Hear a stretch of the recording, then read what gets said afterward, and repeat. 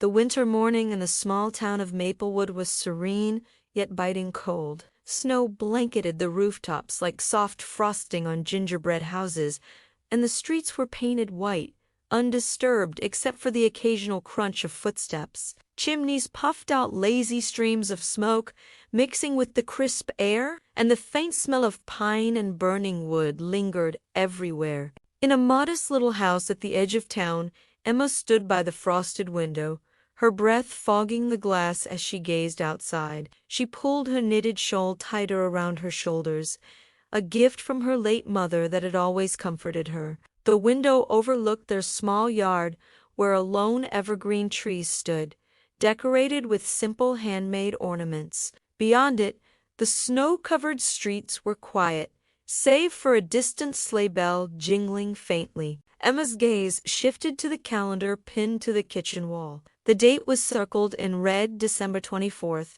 Christmas Eve. Her heart stirred with a mixture of joy and worry. Christmas was only a day away, and she had yet to find a gift for Daniel. She sighed softly and turned to the small wooden table in the corner. On it lay her sewing kit, a scattering of fabric scraps, and a jar of coins. She opened the jar and began counting the coins for the 100th time that week. The clink of the metal echoed in the quiet room. "Barely enough," she murmured, her voice tinged with disappointment. Daniel deserved something special, something meaningful. But how could she manage it when money was so tight? Emma worked tirelessly as a seamstress, mending clothes and sewing dresses for the townsfolk. Her fingers were calloused, yet nimble, and her needlework was admired for its precision. But in a small town like Maplewood, payments were meager, and luxuries were rare. Still, her heart was full of hope, and she was determined to give Daniel a gift that would make him smile. Meanwhile, in the bustling heart of Maplewood, Daniel stood in the town square, his breath visible in the frigid air.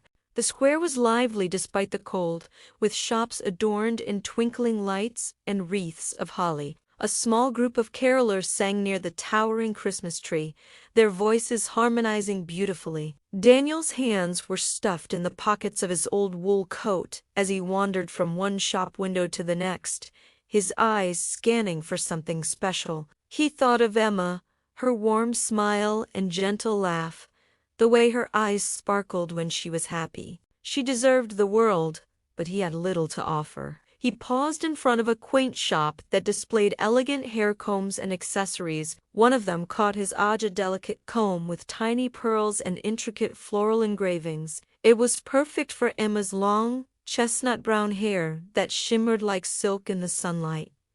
She loved her hair, and he loved it too. He imagined her carefully braiding it in front of the mirror, the way she always did. But when he reached for his wallet, his heart sank. It was nearly empty. His wallet, though old and worn, had been with him for years, a gift from his father. He hesitated, fingers brushing the leather.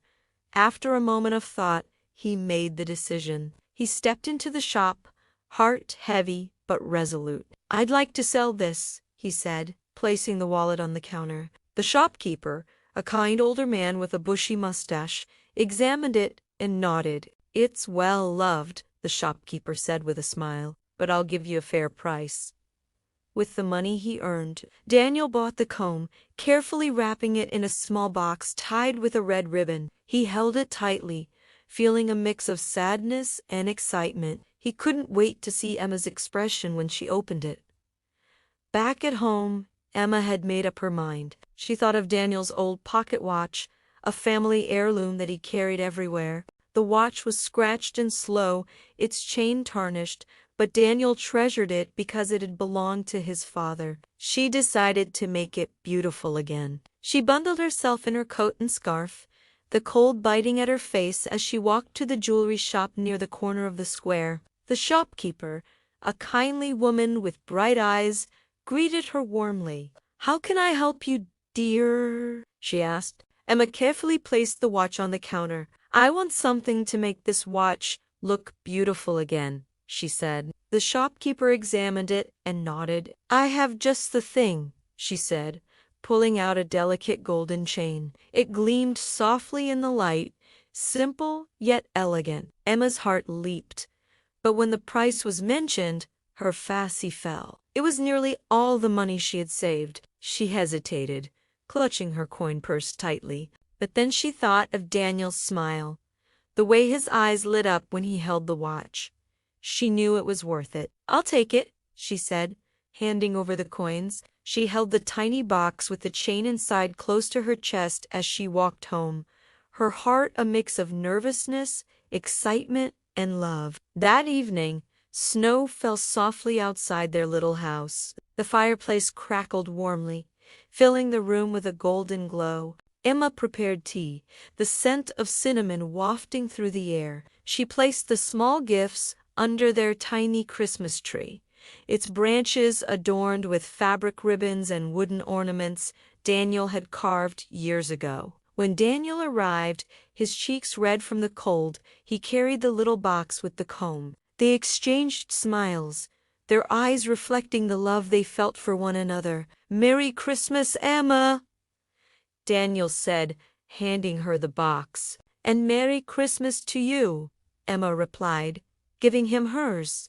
They opened their gifts, and for a moment, the room was silent. Daniel held the golden chain, his fingers tracing its delicate links. Emma looked at the comb, its tiny pearls catching the firelight. Then they both realized the irony. "I sold my wallet to buy this comb," Daniel said with a soft laugh. "And I spent all my coins on the chain," Emma replied, her voice trembling with emotion. They looked at each other, and then they laughed, a warm, heartfelt laugh that filled the room. Tears glistened in Emma's eyes as she reached for Daniel's hand. "We may not have much," she said, her voice soft, "but we have each other. That's all that matters."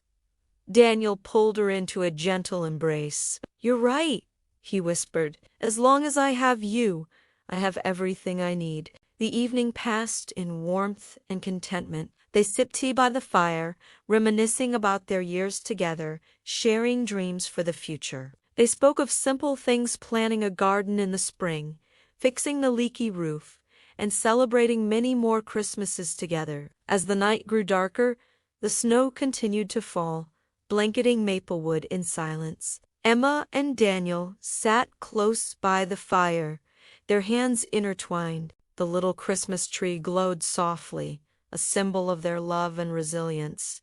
They didn't need riches or grand gifts. They had each other, and that was the most precious gift of all.